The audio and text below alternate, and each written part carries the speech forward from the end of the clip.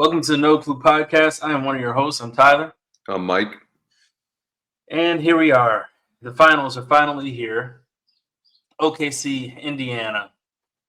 Two of the most unlikely teams, I guess, when the season started. I think OKC we kind of predicted would be at least close to here. But, when the playoffs started, I don't know if it was a lock that they were making it to the finals. I don't know anybody that picked Indiana to go to the finals. Indiana's a complete wild card. I mean, this is the first 1-4 matchup in 20 years. It is, it's pretty cool. What do you think? Or where do you want to start? You want to start with the Eastern Conference Finals? Yeah. All right. Well, we have to start with the Knicks overall because they also just fired their coach. Right. The Knicks, they lost the depth battle. And we kind of knew they were going to lose the depth battle kind of going into that series. Were the starters going to be able to hang on? That was the question. And the Pacers kind of just at least dominated them in the games that they dominated them. What do you have to say about the Knicks? I feel like there was an overreaction to game one. Mm-hmm. And it was kind of like every-sided overreaction where a lot of people thought it doesn't really mean anything. Knicks are fine. Mm-hmm. And kind of it looks like the Knicks front office was like, oh, we're nowhere near good enough. Mm-hmm. And it just seemed like, they expected to be closer than I guess they were. Mm-hmm. And somebody had to be a fall guy for that. Yeah. You're talking about as far as Tibbs goes? Yeah. Yeah, I agree. I think it also comes from making a lot of weird offseason moves. Overreaction from the last two seasons, making weird offseason moves, and then you kind of have to, it puts pressure on your coaching staff to do something with the moves that you made. The Bridges move kind of messed them up future-wise, long-term, because so many picks were involved. And Bridges not, being a major factor in these games. I mean, front office probably has to look at the coach there. Even though most people even fans of Bridges would have told you, he's not going to be that kind of factor in the games. But, that's what the front office was looking for with that move. I thought the Knicks would have something beyond. I don't know, because I did kind of think Brunson and Cat would decide the series. Yeah. But it was just there was no structure around Brunson trying to decide it. Mm-hmm. And I felt like the Pacers had chemistry the whole time. There was structure to how everyone contributed. Yeah. You're not going to I talked about this either before or during the series. The Pacers are always trying to win the war. Mm-hmm. And the Knicks, they're too stuck in these battles. Yeah. They're not establishing anything. They're not really building game to game. It just kind of speaks to how much better Indiana was. Do you think them being down 15 plus every game in the playoffs is a Thibodeau problem? I mean, they went down, I think, every Boston game. I want to say 4 out of the 6 Indiana games. I mean, even games that they won, they were down 20. Honestly, yes. Yeah. Because the more I think about it, you have to own that as a coach. And the only immediate thing you could try to fix it is go to your depth. Yeah. I'm sorry, I can't give you a lot of credit. He started fighting the depth battle in game 4. Yeah. It took you 3 games to figure out that we got to establish some extra players here to survive. And the guys that came in looked good. I know, immediately. Yeah. So you immediately, the adjustment was obvious. Yeah. And you just made it so late. If they had went to Shaman in game 2, it might have been a completely different game. Like, I'm not saying he would have like saved the game for them, but just the rest other guys would have got the 6 fouls he could have used, like all the other dynamics that go along with it that comes with depth. He just, like you said, ignored into the last 2 games. And what's crazy, I can forgive how kind of, I guess, stubborn he is with minute management with some of the main guys. Yeah. But like, he tried to give up on Towns multiple times. Yeah. And it's like a few times he let Brunson sit a little more later in the series. It helped. They played well. Yeah. But with Cat, it was like one game, if you're not scoring, you're done. The other game, you can't get stops, you're done. Like, dude, there's an obvious ceiling with you playing Mitchell Robinson more. Yeah. There's an obvious ceiling with you leaning on DeLon Wright and like Landry Shamet. And my issue with that is that when he makes those subs, he doesn't do anything to make them like better on the court. Like the Mitchell Robinson comes in for Cat. They don't run any pick and lobs. They don't get any mismatches from him. He's just out there like just to be a placeholder. Like, he uses all his depth guys as just breathers for the starters, and that's not really none of the teams. Neither team in the finals, and really none of the teams left in the playoffs did that. I mean, Timberwolves kind of do that too. That's kind of their problem too. But the successful teams, they don't do that. Cleveland didn't do that all season. The best regular season team this year, they didn't do that. When the bench came in, they came in with a purpose. They came in with able to execute what they do well, able to attack at their strengths. And the Knicks didn't. They just never did that. Except McBride. I would say McBride came in and just did what he does, which is just fire up shots. So I'm not really sure what his strength is, other than shooting. Sometimes, like, to me, I think in the playoffs, so often it comes down to being a bad matchup. And with the Pacers, like, their depth is just so overwhelming. But you reacted to everything late. Yeah. You like Carlisle made you look bad in every way. Yeah. Like you look archaic offensively. Yep. I mean, it's just like we're just giving it to Brunson. These guys have 10 guys who can check him. Do you think Brunson can play differently? Yes. I'm not so sure. I don't know if they have the personnel for it. Okay. Yeah. But I do think, like, in Dallas, he played without the ball a lot more. He was a lot more efficient getting the spots. Like, he wasn't chucking threes all the time. I think he can revert back if you put smart guards with him. But it seems like when Brunson got his notoriety in those Jazz series was when Luka wasn't there, and he was kind of just playing how he does on the Knicks. I mean, that's when people acted like Brunson was actually really, really good. Yeah, because he's become a better scorer steadily in the league. Mm-hmm. So, like, the extra opportunity he kind of was able to show out. Yeah. And a lot of people are like, oh, Brunson can't really be your, like, championship best player. I still believe he can. But it can't be, like, we're about to talk about another, like, everybody thinks Anthony Edwards is a championship best player. Yeah. You can't win just feeding him. Right. Like, there has to be structure around how you play with your best player. Mm-hmm. Karl Anthony Towns saved you, giving you a 20-point quarter. Mm-hmm. And you didn't build off of that at all? Right. Like, it's fair to criticize Towns. Like, his pick and roll coverage sucks. That's fair. Mm-hmm. But you just, like, your solution was play Mitchell Robinson more? Yeah. Like, or playing Towns less. That's lazy. Playing Towns less is lazy, and not actually just making an adjustment.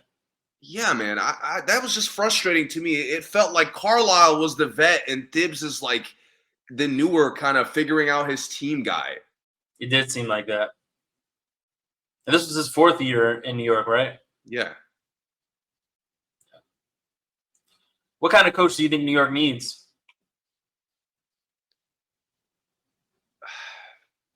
Somebody who could speed them up.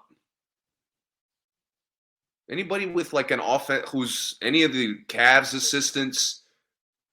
Yeah. Anybody who's like on the Spurs, anybody on the staffs where they pass a lot, anybody on the Warriors. Yeah. I mean, just on any of the teams that pass a lot. I'm trying to think what other teams kind of move the ball well. Nothing really comes to mind in the moment. Miami, I would say at times, but like I don't really know that who's their assistants. They haven't had a good track record of taking Miami assistants. But no, I agree. I agree with all that. I do think those kind of coaches would be good. I think Budenholzer would be good if he still wanted to coach. I think yeah. His big thing is like ball movement. Ball movement and balance. Perfect. And balance. The Knicks just don't have good balance of scoring. Really bad. Yeah. And then the two teams in the finals had the best balance in the entire playoffs, and that's why they are where they are. And again, if you had shown me some signs of trying to figure it out, yeah, I'd be like, no. Like Indiana outplayed them. You're making a mistake. Like you should let Tibbs run it back. Mm-hmm. But Tibbs just looked outmatched. Yeah, completely. Yeah. Roster-wise, do you think the Knicks should run it back? Yes. You don't think they need anybody else? I mean, like they could look for somebody, but not somebody like insane. I mean, like depth-wise, they probably need more depth. If I had to pick a position, I'm trying to think, I would like to see a guard who makes good plays. Yeah. Like I can't even really picture somebody. Maybe again, it's just watching the Pacers just like making the right decisions for each other all the time. Mm-hmm. The Knicks just need like a high IQ guard. Yeah, I agree. I was thinking the same thing. Maybe a ball handling wing, like a Denver Bruce Brown type, someone that can like bring the ball up court so Brunson doesn't have it, but also can make a good decision. But you can't leave open also. I would have liked to like keep the standards really low. I would have liked to see just DeLon Wright be the first backup guard this series. Yeah. Like I don't know what that would have turned out like, but I wanted to see that. I would have liked for them to just have kept quickly. That's big facts. That's literally again a guy they lost. As far as forwards go, Obi Toppin is exactly who they're missing. Yeah. RJ would have been huge. Yes, exactly. RJ and Quickly in this series, it would have been a completely different series. But they wouldn't have had OG, so that's what it's kind of unfair because I feel like Indy's uniquely built to expose all of that. Yeah. Like the other teams weren't. Yeah. Yeah. All right, so Minnesota OKC. I feel like didn't we finish this last time? Well, it was 3 games in, I believe. Oh, okay. They had the one blowout, and it kind of looked, like maybe we're getting a series, and we didn't. Yeah. OKC closed it out. Minnesota has a lot of soul searching to do in their offseason. Thoughts on this series? I hate that we have to like even mention soul searching. Yeah. Like this is where like I'm honestly looking at the Wolves, I get why Tibbs got fired. Because like Brunson doesn't have to do soul searching; he just needs to play better. Yeah. Like Bridges needs to play better. There's no soul searching there. It's just they battled. It wasn't enough. Like, with the Wolves, I'm taking back some of my Finch criticism because these guys have gross, and maybe you can blame him for this too, but the habits are so gross. I don't blame him for the habits. Bro, it's so like Boston coded. It is, yeah. Where it's just like we're just like a perimeter team, even though we're big as shit. We have a matchup advantage everywhere, and we're gonna like attack guys. Yeah. It's like you mentioned earlier about all the elite teams had like really good offensive structure. Yeah. I actually don't think that with OKC. No. I don't think their shot distribution is that good. No, I think it is. And I think they mitigate it by like taking quicker shots, kind of keeping the drive and kick game basic. Yeah. But like to me, a lot of times Jalen Williams is like an odd man out. Mm-hmm. Chet is either really involved, which I love, then he's invisible. Mm-hmm. And it kind of like, to a lesser extent, goes to a lot of their role players. Yeah. But with the Wolves, it's like all self-inflicted. Mm. Yeah, I think OKC like does it quarter to quarter. Like I don't know if it's By ever. choice. It feels by choice. Yeah, I don't think it's ever like a full game of. I don't think it's ever a full game of like Jalen Williams wasn't involved enough or Chet wasn't involved enough. It may be like one quarter. All right, Moments. Jalen, you take a step back. You're taking catch and shoot shots. Next quarter, Jalen is like handling the ball the whole quarter. Sometimes, sometimes they go back and forth with that, and I think it is to give the defense other looks. I think it's sometimes to just give SGA a break from him being aggressive the whole game. But when it comes to Minnesota, them not being able to manage their aggression like player to player, I just don't understand. Like they'll go a full week of Ant not being aggressive going to the basket. Or they'll go 2 games in a row where Randall only takes jump shots, or still, they never dump it off to anybody down low. Never, whether it's Rudy or Naz Reid, they never, ever. Ant will drive into 3 people before he throws an alley-oop to Gobert, which is like the easiest play on the court. Like he's right there. Like there's one thing that Gobert can do. Pass fake. Yeah. It's pass fake, it's Euro. He does all this stuff, and Gobert is standing there by himself. Gobert's man picks him up, and he still tries to drive. And, it's a tough shot.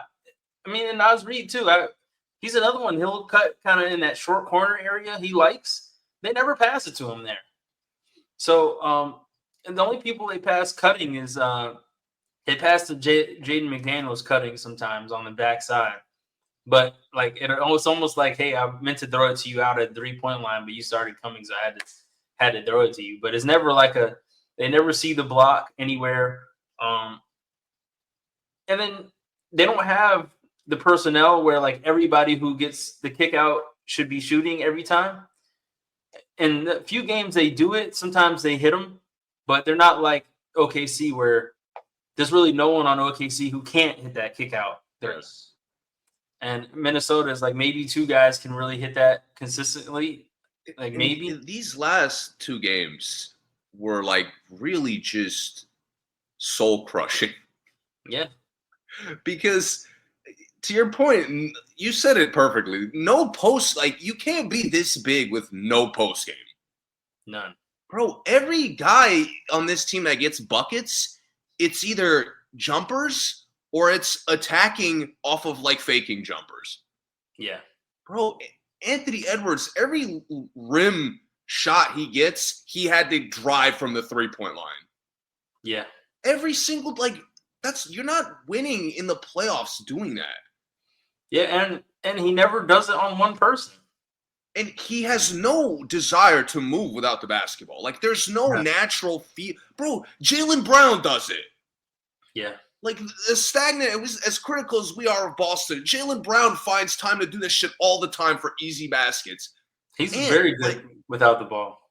And it's easy. Yeah. Like, part of it being so easy is they're so concerned with stopping you. Mm-hmm. And it's like he doesn't even read defense. Bro, he's in year 5. Have you seen him read defense? Never. Like, I could just see him cooking the guy guarding him, but I never see him read the team defense. One part is he never gets to any spot. It's just all top of the key. It's not like Kobe would get to that low mid block, mid corner, and he would be able to see the whole floor. LeBron likes kind of the like mid high post area. He gets that. He turns. He can see everything. Carmelo likes that wing spot. He gets it. That's his spot. Where's Anthony Edwards' spot? Bro, he has no spots. It's half it's court with the exactly ball. like Jason Tatum. Yeah. Like, bro, you can't just act like you can go crazy from everywhere. Right. And he doesn't have the team Tatum has to do that. Tatum It- can do that and win or lose the game because he has guys that'll make up for it. The Timberwolves just aren't that kind of team. And it's so embarrassing to me when star players are like bamboozled by double teams. Yeah. Like, bro, these last two games, the OKC's game plan was so obvious. I just can't believe he's played this long basketball and hasn't like encountered double teams. Like Bro, if you're the him best player, and Julius Randle just dribbled into traffic, and it killed me. Like, the we last game, can't I think swing it. the last 2 games, their turnover numbers were atrocious. And just they were so gross. It was just straight Caruso runouts. Yeah. Like, dude, Caruso's gonna rip you every time. You're better off running something, hiding from him. Yeah. Julius Randle dribbling straight at him, like, oh my god, I'm gonna like it. This is disgusting basketball. You ever in AAU, like you ever been on a team where you guys have like 2 players that are really good, and they probably could be playing on a better team, but they like chose to play on the team with their friends or whatever. But then you guys go play on a team that's been together for like 8 years that plays like 200 games a year. Yeah, That's how OKC looks to Minnesota. Like exactly. OKC look like the team that traps all game. Like everyone on the team is going to college 100%. Like, yeah, so it's tough, man. It was bad. It was embarrassing. And you know what killed me too is like they're validating how important like we all think Jaden McDaniels is for them, Yeah. but it's in like the dumbest way. Like, he's not Marcus Smart. He's not like he's not a feed guy. Like, this last game, they're literally like, all right, if Jaden McDaniels doesn't get going, we get blown out. Yeah. And he didn't get it going, and you got your ass whooped. Like, what are you doing? He's like Cephalosha for them. Yeah. Like, yeah, I he's feel supposed so to be. bad.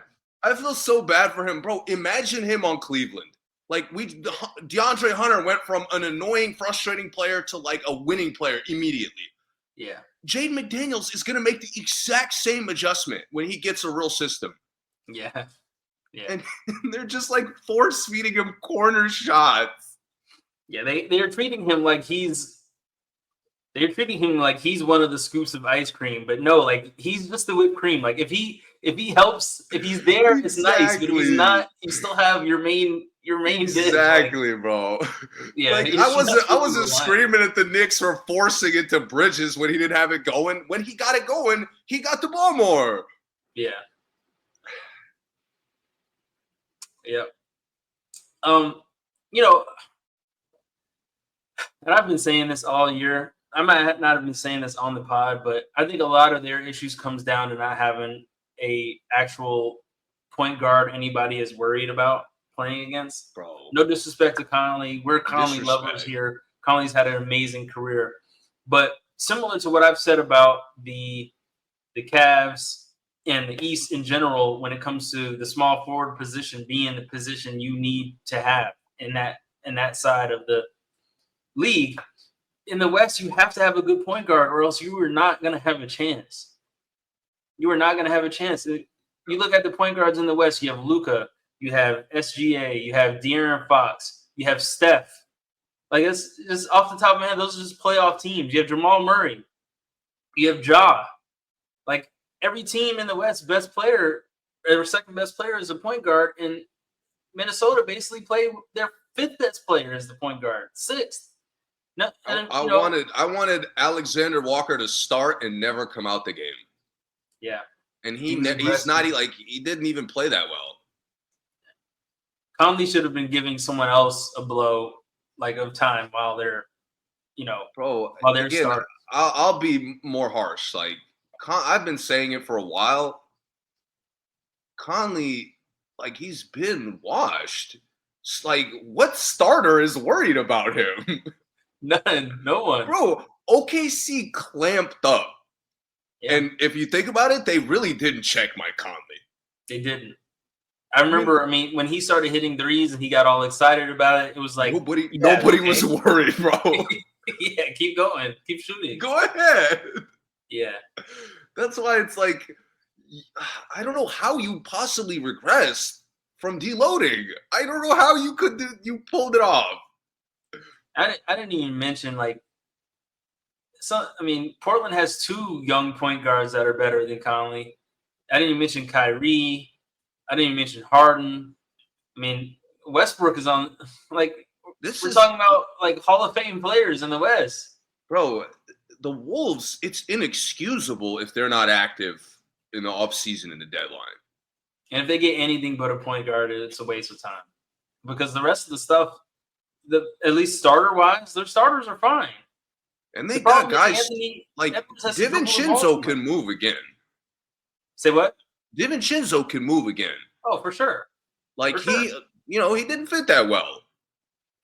It's completely okay to trade him for a solid point guard. Yeah. Not that he would be available, but I would easily trade him for TJ McConnell. Yeah. To give an extreme example, I can't. Yeah, no, I feel you. I just didn't think that was the name I wasn't thinking about. But yeah, nah, you're right. I'd think about trading Naz Reid or Gobert if there was something possible. I feel like Naz and DiVincenzo is a solid package for a decent Kobe White. Would you take Naz Reid and DiVincenzo for Kobe White? I feel like that's decent. Yeah. I'm not mad at it. I wouldn't say yes right away, but I think I would say yes. Throw in a second-round pick? Yeah. Because, again, your guard rotation, you got cooked by a bunch of guards. Yeah. And the fact that you had practically no guards out there, DiVincenzo came out there like a wing. Yeah. And Edwards tried to be a guard, and it wasn't a good look. Yeah, it's not going to work. And the whole, let's kind of, mold him into a 1. Again, we're in year 5. There's been no progression. Yeah. Bro, Jason Tatum progressed, a little bit. Yeah, the thing is, they're doing that, but who has progressed? Who is actually successful at that in the league? Nobody. Nobody. Yeah. It's always a fitting player to take that responsibility away. I'll say maybe Luka, but Luka kind of was coming in like that, and he started handling the ball a lot, from day one. Yeah. But no one else is really converting that well, especially someone at Ant's size. So, and with Ant's defensive responsibilities, that's a different part of it too. It's just I'm scared that Randall is not going to learn the right lesson. Randall's the guy to me that could come in next year and demand the fucking ball in the post. Yeah. You saying he shouldn't do that? He should. But I'm scared I won't see that. Oh, I got you. Yeah. And it's just more the chucking, the over dribbling. Bro, it's so frustrating because in the Warrior series, he was making plays. Mm-hmm. Really not dribbling to make plays, just making the plays when they were there. Yeah. But against OKC, it was I have to dribble to make plays. Why? Yeah. And it's the solution is not to get better at dribbling. You're not beating OKC that way. Mm-hmm. You got to play more to your size and to be more efficient. Yeah. Yep. I played around with the trade machine. We talked about it off air, but Conley and Gobert's contracts together get you basically any all-star point guard in the league right now. If they were to do that, the way they use Gobert, they might as well just get a serviceable big. It's not like he's a big part of their game planning. He plays good defense, but not that good to be untouchable. They won't they mess with his minutes, but not in a significant way. Yeah. I just don't really get it, you know? Yeah. But the thing is, like, it was no point if he's just a cone on offense. He played 4-on-5. Bro, you're playing 3. Like, you with Yeah. Conley and Gobert, Yeah. you're not surviving. Like, I don't think you can survive with one weak link in the playoffs, Right. And especially on offense. And Conley is a weak link because of his age, and Gobert, I think, is a self-inflicted weak A link. lack of development. Yeah, you put Gobert on Atlanta right now. Trade Gobert for Capella. Gobert is instant all-star. Bro, He's averaging 18. the lob city. Yeah, like it's just We'll that be simple. we'll be like, oh, his hands are fine. He can catch the ball now. Yeah, Just like Jackson Hayes. He had a resurgence, but like no, they just don't give it to him. Like he's there, they just don't pass it. Yeah. So yeah, I do All think let's talk about Finch should have been fired more than Tibbs. I'll say that. Yeah, I agree. But it's like when your star players don't have the right approach, it's like a collective problem. Firing Finch does absolutely nothing. But he just got the extension a couple months ago, right? And like he's shown to me like he's called out Anthony Edwards for needing to be a better leader. Like he's been critical of in the ways I want to hear from him. Mm-hmm. It just to me like I want to see them run it back with some like significant depth adjustments. I would like to. There would be a nice team if they got like a really like a super legacy assistant coach, like like Jeff Van Gundy assistant. Yeah. Like all of a sudden he's hired as assistant coach, or Stan Van Gundy. Anyone who's like been a good coach, long time coach in the league, all of a sudden gets hired as an assistant for them would be interesting. Major upgrade, but they have to upgrade the guard spot, and then I don't care what they do as far as the bench goes because, like, they have to be able to get more than 7 guys out there. Like like I get it, keeping some of the guys that have shown some improvement in the league, but like, don't they still have Garza on the bench? Didn't he get there with Anthony Edwards? Like he's been there for a while. Garza, like some of those names. Sorry to just throw out Garza. I just can't remember the other names, but some of those guys they just have there like for no reason. They played Shannon, right?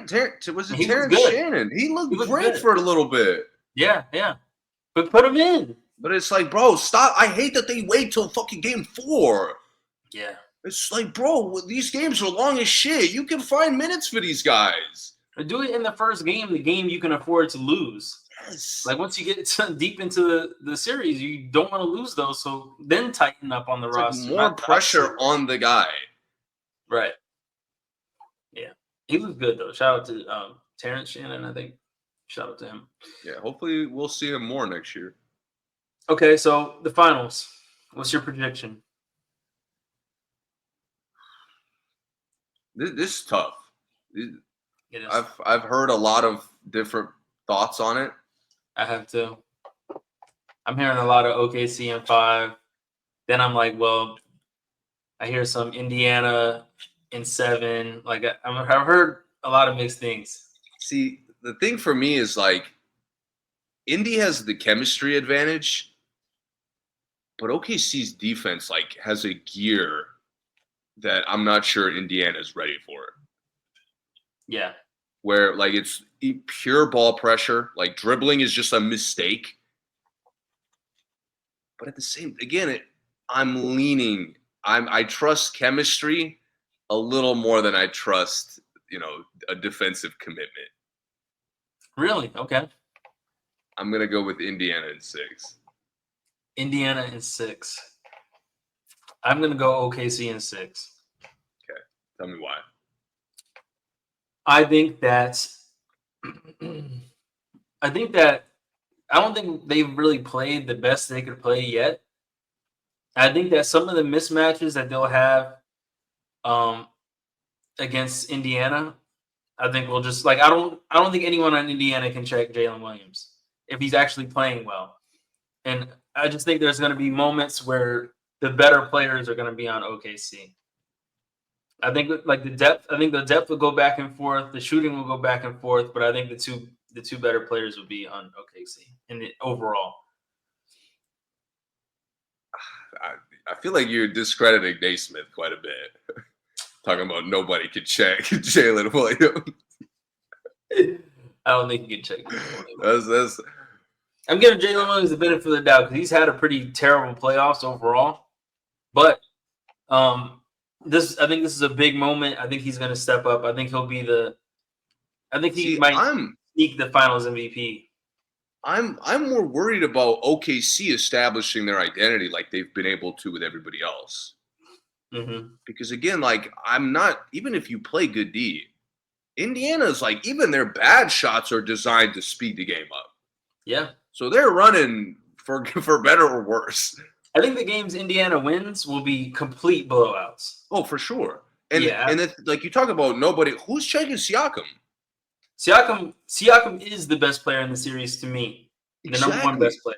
But I think the next two obviously would be Williams and SGA. But coming off of how Siakam just played, yeah, like bro, he is hunting target like weak links. He's doing that on Chet. Absolutely. We'll see. Chet's getting blocks. Don't get me wrong. Chet's solid. Yeah. I like Chet a lot. This is where OKC showed me a lot. Like Chet showed an ability to guard, to get stops, not be bullied. Yeah. But Siakam is not just like a bully. Yeah. Siakam is a mismatch. He is. Siakam will take you outside as soon as you start to press up. He's blowing by. He doing that on Dort? Is he too big for Dort? No, with Dort's locking up whoever, but he's the only one. That's Dort and Caruso can't beat everybody. That's their problem. I think they'll have more people for Siakam. Now, I do think Siakam, like I said, I think Siakam is the best player in the series overall. I think Siakam is one of the most underrated players in the league. But I do think Jalen Williams, I think he has a good shot at guarding him. I think Chet does. I think Hartenstein probably could in some plays inside the paint, but not. And I feel like we're kind of winding around the main, like, what's going to decide the series. The point to me is Siakam, I don't know if they have a good answer for, especially individually. Mm-hmm. Their roster is built to guard Tyrese Haliburton. Yeah, it is. If Haliburton goes off, I mean, this is as good a playoff run as there's been, to be honest. Like, oh yeah, with all the shots he's already hit, like if they within the first two games, if they lose a game off of Haliburton heroics, yeah, they're done. You think so? Their heart's gonna be gone. It's again to me, it's the Indiana's confidence immediately gets to a point where it's over. Yeah, I got you. And that to me, like, I think Matherin's going to be a problem. I don't know if you noticed, he kind of started to get going. He did, as the series went on. It was kind of underrated. Yeah. But, like, sneaking in, Bryant's been hitting shots late in the series. Like, that's probably going to continue. Mm-hmm. Turner's been a sniper every now and then. Mm-hmm. I think Indiana has – the role players are going to fucking go back and forth every game. Yeah. I mean, there's going to be a game. Nebhard will probably get a 20-10. I think OKC's inside out, like each player being able to be really inside out is going to be tough for Indiana. I do think Indiana really thrives against the players that are kind of one-dimensional. But I think everyone on OKC is pretty much like they can do a little bit of everything. I mean, at least the starting six. After Caruso, like the Isaiah Joe and Wiggins, those guys are pretty much 3 and D. Isaiah Joe might dunk it on you, but the rest of them are pretty much 3 and D. But that starting six with Caruso as the sixth man, those guys are completely inside out players. And the Knicks really weren't that at all. Hart really is an inside out player. They would let them shoot. There's really like no pick your poison against a lot of the OKC guys. I think Indiana will try to do the pick your poison thing, and they'll get beat by that, at least like probably the first game. This is where like Caruso will just knock down 5 threes. Like he can do that. One thing, like to me, OKC not only should be capable of matching the speed, yeah, but like this should be the first time for Indiana where the speed could be used against them. Mm-hmm. Yeah. And this is where like OKC deserves a lot of defensive credit for the run they've made so far. Like they really they contain the rim. Like you're not getting to the basket. You're not getting to dribble a lot without help. Passes aren't easy. We're all over the glass. Like their defensive chemistry is as good as Indiana's overall chemistry, I think. Yeah. And again, to me, like Haliburton has to play well. And to me, sometimes he plays random well. Yeah. I'm worried for Indiana if like they're gonna lean on that. Yeah. Because like the last game was structured well, was like under control well. Yeah, he plays well like in his own vacuum sometimes, and they need the team leader well against OKC. It Just Haliburton, a good game is not gonna get it. That's where, like, to your point, OKC's shot distribution, I think, is stagnant. Yeah. But again, it's better than random, which is kind of where Indiana's at. Right. With a good defense, you could focus in on controlling the pace with that. Who do you think is going to get into the paint more, OKC or Indiana? I think the first two games, I think the paint touches will. Whoever wins the paint touch battle will win those games. And I think that's kind of for me, I'm thinking OKC gets into the paint easier on Indiana. And that's kind of why I'm leaning more towards OKC. I think if Haliburton can't get into the paint, like it just changes everything for Indiana on offense. If Haliburton has a hard time in the paint, and if Siakam doesn't get like good those like cuts when he cuts over like across the middle, like those where he catches those, if he doesn't get a couple of those, they're gonna have a hard time getting open looks unless the guys try to go one-on-one. And I think more guys on OKC can go one-on-one on the Indiana guys than vice versa. I think like Shai will set a advantage for paint touches for sure. Yeah, he's done it every round. Like to me, he's kind of gotten more aggressive getting to the basket as every series has progressed. Yeah, and to me, like similar to like both teams have to guard the other point guard extremely well. Who's starting on Shai? Who are you putting on Shai if you're coaching? Naismith. Who you putting on Jalen Williams? Haliburton? I'll put Nebhard on him. Okay. I think I would put Nembhard on Shai and Naismith on Jalen Williams. See, I think Nebhard is too small. The problem is like Jalen Williams is big too, but I feel like I could mitigate him using his size. Shai is like the Nebhard contest doesn't mean shit to Shai. I think Nembhard will foul out like early. Like third quarter. He has 5 fouls early. Like we'll see. I think Nembhard just plays smarter defense. Even though he's smaller, I do think his defense is Shai's attributes go up when he plays the other Canadian players. Right.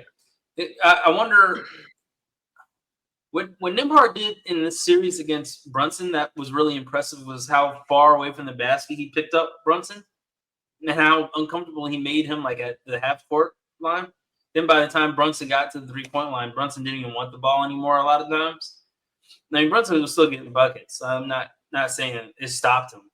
But I think that will be more effective against SGA than it would against Brunson. And I think Nembhard is better at that than Naismith. So I would tell Nembhard, pick SGA up half court, make him uncomfortable coming up court. So by the time he comes to 3-point line, he's not trying to go all one-on-one, a lot of moves, a lot of fakes, and push-offs and all that stuff. I think I'd rather him get rid of it and then play 4-on-4 from there. I'll be honest. I think Naismith and Nebhard are going to be hacking a lot. Yeah. I think Matherin's going to really have to be an X factor. Yeah. Because he's going to have to match up with, either one of the best players, most likely. Yeah. and Or they're Caruso. probably going to need him to like really continue to contribute. Yeah. And we'll I see. mean, we talked about it last year. We both said they go as far as he goes. If he can show up in this series, I mean, like if he can average 14 points a game in this series, they win easy. Yes. When they win in 6, 100%. Because he's just like the only other mismatch they have. Like he can truly get a bucket on just about anybody. That's why I'm so like I'm not that confident in picking Indy, but I have some faith. I got you. Because like I trust Naismith's getting me a game. Nebhard is giving me a great game. TJ McConnell is giving me a great game.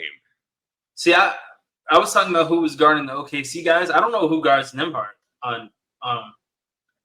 That's what I'm saying. OKC has been able to match up well with everybody. This is the first time.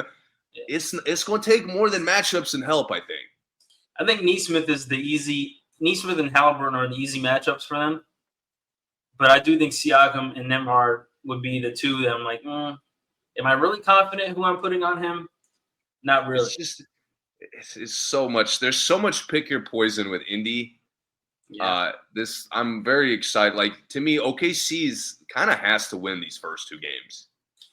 Is Toppin and Mathurin the best bench 1-2 punch of the playoffs? Were they the best bench 1-2 punch of the playoffs to you? Yeah. Like, as far as, and not that Mathurin was good every game, but like who you're worried about. Toppin was just a beast in these last 2 series. Like, bro, he was just unstoppable. That's what it's like. That's what I love about Indy so much. It's like you know exactly why their role guys come in the game, and you can't do shit about it. Carlisle coaches Indy like they're a 2K team. Like, bro, he knows that all their greens. You feel his composure because you see like there's so many roster moves he can play with. Yeah. There's so many like the quick actions they run through Siakam, through Haliburton. They run pin downs for their shooters. Minnesota, New York, hello, can we do that? Some of that, please, next year. Right. You know, it's like it's just easy stuff to keep everybody involved. Yeah. That's why I like. OKC has guarded really well so far. I don't know how they're going to do that in this series. Mm-hmm. Yep. Okay. And I'm the same as you. I'm not super confident. I'm going with him because I like what I've seen, even though I'm not a fan of either of these teams. I like what I've seen from OKC.